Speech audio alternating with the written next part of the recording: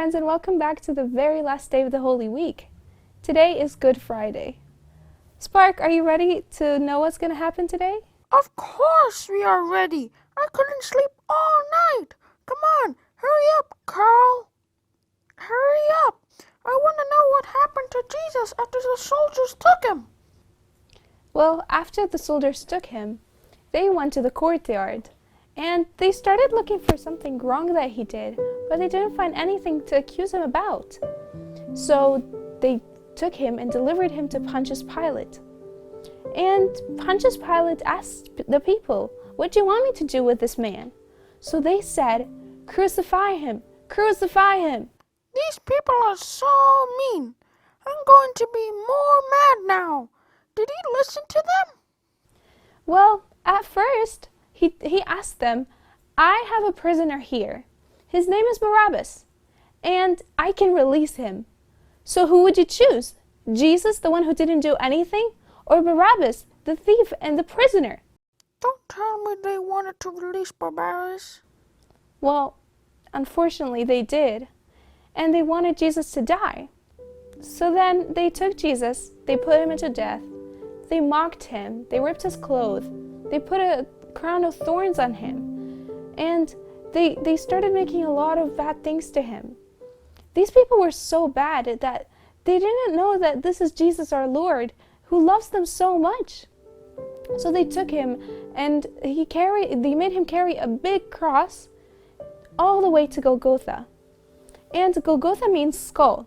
There are two sayings about it. Some people say that it is called skull because it looks like a skull, and the other saying is that it is actually where Adam was buried. Yeah. And then he was nailed on the cross. That's horrible. I can't imagine that Jesus went through all of this just for us. We don't deserve all this love. What happened next? Well, that's so true. We really don't deserve that, but Jesus did it all for us because he loves us, and he didn't want us to die and go to bad places, but he wanted us to go to be with him in heaven. So afterwards, they put him into the cross, and on the cross, Jesus only said 7 words. Do you know what they are? Oh, I know, but I don't really know what they mean. The first word was, "Father, forgive them. They don't know what they do." Jesus was praying for all the people who were crucifying him and even hitting him because he loved them so much. And he was trying to also teach us that even when people do bad things for us, we should love them and we should forgive them and pray for them. The second word is, "Today you will be with me in paradise." That is true. And this is what God said to the thief that was on his right hand. The thief told Jesus, "Remember me, O Lord, when you come into your kingdom." So Jesus replied to him and said, "You will be with me in paradise." The third word was, "Woman, behold your son, behold your mother." Jesus was talking to Saint Mary and was talking to John the Beloved, who helped him carry the cross to Golgotha. And he wanted to make sure that his mom had someone to take care of her after he leaves earth. So he told John, "You take care of my mother, and mother, take care of John." The fourth word was, my God, why have you forsaken me?" That is so true, Spark. He had so many bruises around his body, and the vinegar burned him even more. And all of this was just for us.